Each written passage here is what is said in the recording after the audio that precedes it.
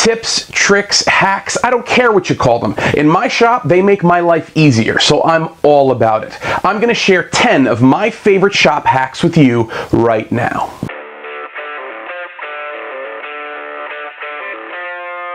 So my back is still a mess. I found out I have a large herniation at the L5-S1. I don't know what that means, but it hurts. So I thought in order to bring some value to you guys, I would share my shop hacks with you. Now I have a ton of these, but we're gonna start with 10 of them for the day. I think that should be enough. There's not gonna be a lot of fancy editing. There's not gonna be a lot of that. Actually, I'm even gonna take my apron off because it's just too hot in my shop right now. Oh wait, I'm attached to my microphone. There we go. So, ow. Let's get to it. Shop hack number 1, really easy. Boom. Dry erase markers. Dry erase markers. I don't know if you can see those. Best things ever. I use them all the time, all around the shop, taking notes, making measurements, figuring out what I want to show you guys. And kind of my favorite part is that when you're writing on paper, you have to go find an eraser, and it takes time to do that. And it's a little bit of time, but it's a little bit of time every time there's a mistake. With this, wipe your hand, done, gone, keep going. It doesn't really interrupt the flow of thought, which is awesome. Shop hack number 2 is really simple as well, but if you haven't thought of it, it's going to be a little bit like, oh my god, a depth gauge for your drill bits. Now, if you need to go part way through a piece of wood and you don't know how far you have to stop, you use a piece of tape. Really easy. Check it out.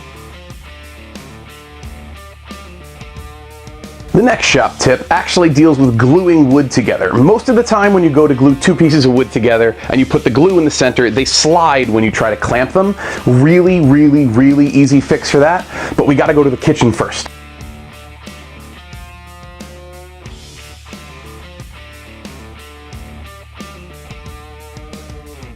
Hugs.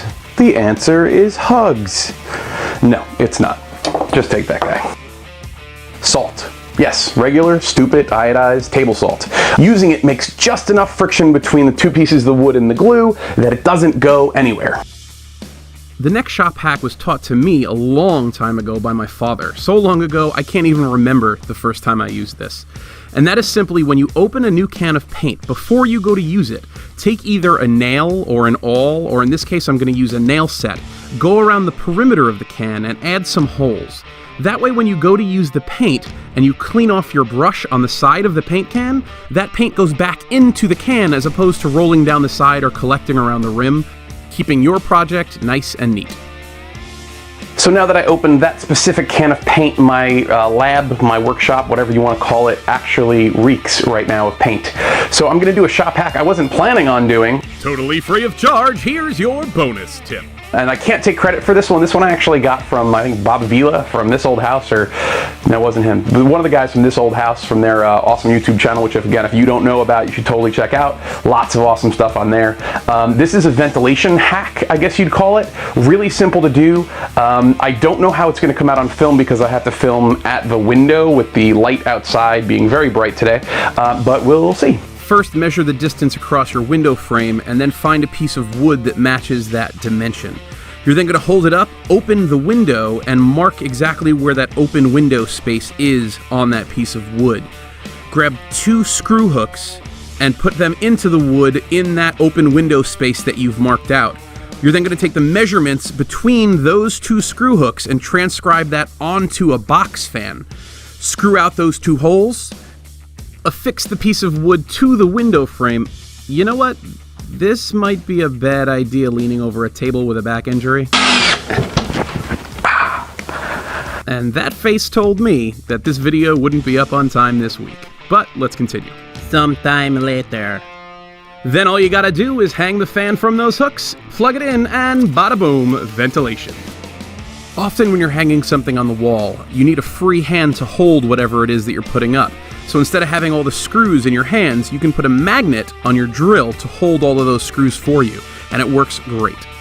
Now, number 6 deals with my favorite workshop duo, and that is CA glue and Activator, also known as Crazy Glue, and the stuff that makes it stick really fast. Whenever you're using wood glue in the shop and you're putting two pieces of wood together, but you don't want to wait to have to clamp and let it dry, you can use CA glue and activator to temporarily hold the wood together, giving the wood glue time to dry but allowing you to get on with your project.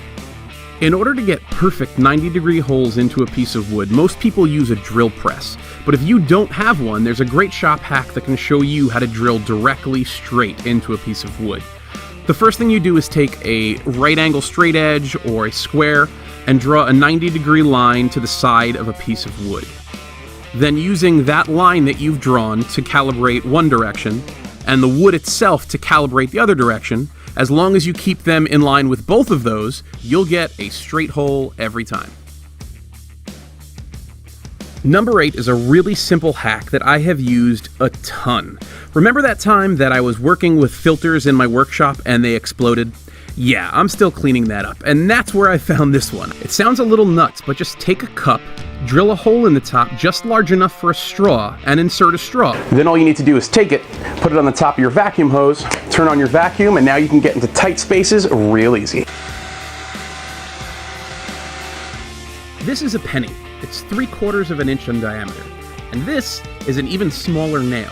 Now, while most of us don't use nails this small, the principle of what I'm going to show you works the same way. There is no way I can drive this nail into a piece of wood while holding it in my fingers without smashing my hand. Now, if I take a pair of pliers and I hold this, I can put it into the wood without any issue at all. The last of the tips, tricks, and hacks I'd love to share with you today starts by driving 2 screws into the back of your workshop door. Then taking 2 magnets, putting them on a bottle opener, and putting that on the back of your door as well. So what's the point of this hack? Really easy. When you're done with all this work, it's time for soda. And you'll always know where your bottle opener is to open one. Do they even make soda in glass containers? No? Well, whatever. We'll see you guys next time, Wednesday, 4 o'clock. If you love this one, click subscribe and make sure to smash that little bell icon. That'll attach you to me, and anytime I upload something new to the internet, you will be made notified immediately. Take care.